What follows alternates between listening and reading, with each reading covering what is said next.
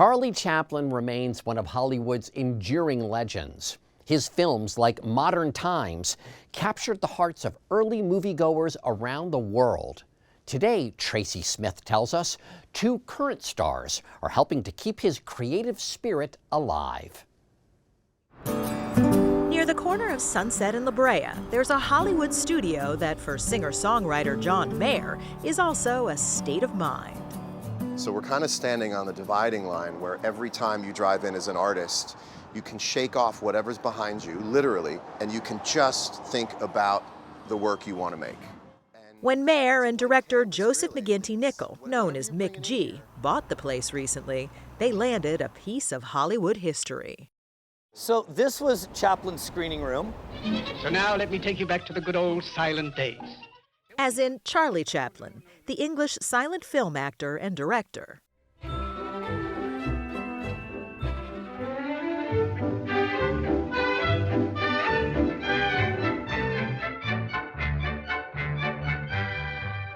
Back in the silent movie days, his character, the Tramp, made Chaplin one of the biggest, wealthiest stars on the planet, says Hollywood historian Marc Wanamaker.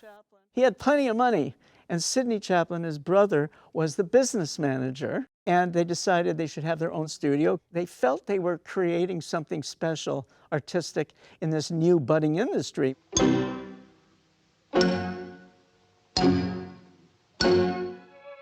Chaplin made nearly all his films here, and since then the place has had quite a run. In the 60s, Herb Alpert and Jerry Moss turned part of it into the famed A&M recording studios. Then it became the home of Jim Henson's Muppets.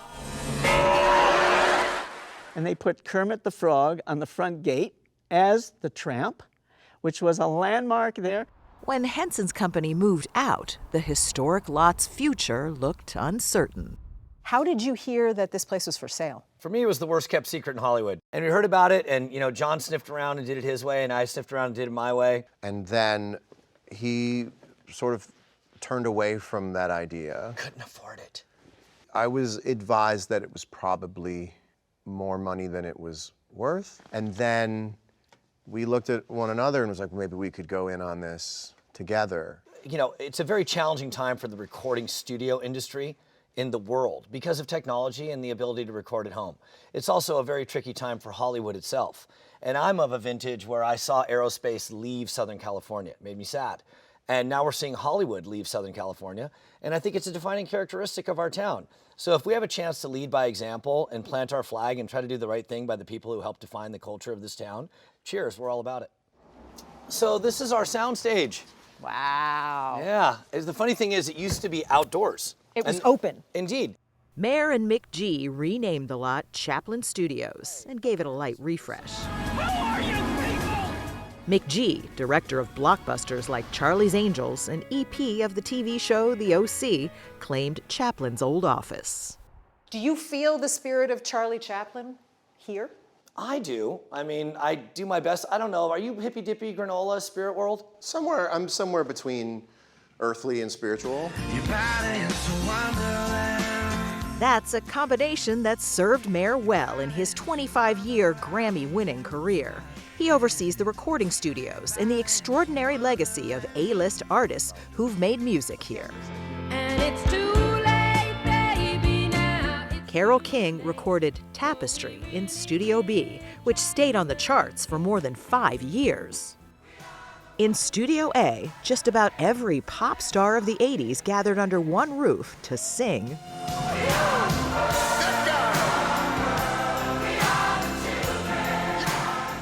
This is the matron saint of recording in this area of town and in this building, because Joni Mitchell made so many of her, really iconic albums here. Sitting in a park in Paris, France. Mitchell recorded Blue in Studio C, which Mayer has made into his personal studio. This is the perfect size planter to grow a seed in. We all want to drive home with a song, and if we can't, it gets under our skin. And we come in the next day, we think we know it. I think I got it today. I think I got it today. And when you get it, you walk on air. And when you don't, we'll get it tomorrow. Maybe today's the day you write Thriller. Chances are it's not, But the only way you get to the chance that it is you keep showing up. And this place is for people who keep showing up. So what's the best moment you've had in this room? In this room, I recorded a song called New Light in this room, which was a pretty big hit for me. But if you give me just one night, you're gonna see me in a new light. With its recording studios, soundstage, and multiple places to just hang out, Mayer and McGee envisioned Chaplin Studios as a place where artists might naturally bump into each other and collaborate. The vision of the whole campus is, a collection of artists doing their thing. The payoff for their reported $44 million investment is uncertain, but John Mayer doesn't seem worried. So I'm happy if my bottom line stays about even. You don't plan to make any money? I don't think about making any money. This was just about keeping the place going. To have a few things in life that are what I call emotional assets, just something important that's three-dimensional, it's a part of a very well-rounded life, I would say, to have something like this. Has the Chaplin legacy become part of your legacies? I feel like there's been 3 eras of this facility. There's the Chaplin era, there's the A&M era, and there's the Muppet era. And Chaplin got the longest standing ovation when he returned from exile at the Academy Awards, in the history of the Academy Awards. And we hope it's the echo of that applause that fills us moving forward. That's beautifully put. That's nice. Yeah.